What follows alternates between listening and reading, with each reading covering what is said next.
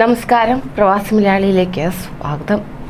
ഇന്ത്യയുടെയും സൗദി അറേബ്യയുടെയും സൈനികർ സംയുക്ത അഭ്യാസത്തിന് ഒരുങ്ങുന്നതായുള്ള റിപ്പോർട്ടുകളാണ് പുറത്തുവരുന്നത്. ചരിത്രത്തിലാദ്യമായിട്ടാണ് ഇങ്ങനെ ഒരു സൈനികാഭ്യാസം എന്നത് മാറ്റുകൂട്ടുന്നു. മാത്രമല്ല, പാകിസ്ഥാനുമായി അടുപ്പം പുലർത്തിയിരുന്ന സൗദിയുടെ മാറ്റം വളരെ പ്രകടമാക്കുകയാണ്. അടുത്തിടെ ഇന്ത്യൻ കരസേനാ മേധാവി MM നരവനെ സൗദി അറേബ്യ സന്ദർശിച്ചിരുന്നു. ഇതിന് പിന്നാലെയാണ് സംയുക്ത സൈനികാഭ്യാസം തുടങ്ങാനിരിക്കുന്നത്. സൗദിയിലായിരിക്കും സംയുക്ത സൈനികാഭ്യാസം നടക്കുന്നത് എന്നാണ് ലഭ്യമാകുന്ന വിവരം. ഇന്ത്യൻ സൈനികർ സർവ്വസജ്ജരായി സൗദിയിലേക്ക് യാത്ര തിരിക്കുകയും ചെയ്യും. സൈനിക മേധാവി നരവനെ കഴിഞ്ഞ ഡിസംബറിലാണ് സൗദിയിലെത്തിയതും സൗദി കരസേനയുടെ ആസ്ഥാനം സന്ദർശിച്ചതും. ശേഷം ഇന്ത്യ തങ്ങളുടെ മുഖ്യ സൈനിക പങ്കാളിയാണെന്ന് സൗദി അറേബ്യ സൂചിപ്പിക്കുകയും ചെയ്തിരുന്നു. ഇരു രാജ്യങ്ങളും കഴിഞ്ഞ കുറച്ചു വർഷങ്ങളായി പ്രതിരോധ മേഖലയിൽ അടുത്ത ബന്ധം പുലർത്തി വരികയാണ്. 2019 സൗദിയിലെത്തിയ പ്രധാനമന്ത്രി നരേന്ദ്രമോദി സംയുക്ത കൗൺസിൽ കരാറിൽ ഒപ്പുവച്ചിരുന്നു. സൗദി കിരീടാവകാശി മുഹമ്മദ് ബിൻ സൽമാൻ ഇന്ത്യയിലെത്തിയതും 2019 തന്നെയായിരുന്നു.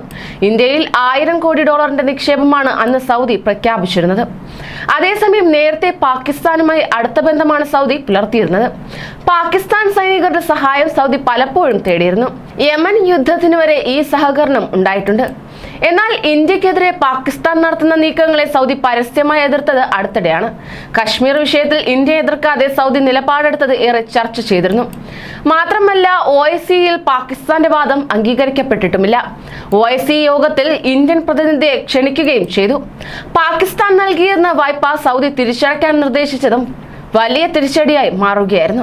ഇതേ തുടർന്ന് സൗദി ഇന്ത്യയുമായി അടുക്കുന്നു എന്ന് മനസ്സിലാക്കിയ പാകിസ്ഥാൻ തുർക്കിയുമായി സഹകരണം ശക്തമാക്കിയിരിക്കുകയാണ്. തുർക്കിയും സൗദിയും അറബ് മേഖലയിൽ മേൽക്കോയ്മ സ്ഥാപിക്കാൻ ശ്രമിക്കുന്നവരാണ്. ഗൾഫ് രാജ്യങ്ങളുമായി അകലുന്ന പാകിസ്ഥാനോട് വായ്പാ തുക സൗദി തിരിച്ചു ചോദിച്ചതും വലിയ വാർത്തയായിരുന്നു. എന്തായാലും റിപ്പോർട്ടുകൾക്ക് പിന്നാലെ ഏറെ ആകാംക്ഷയിലാണ് പ്രവാസി ലോകം.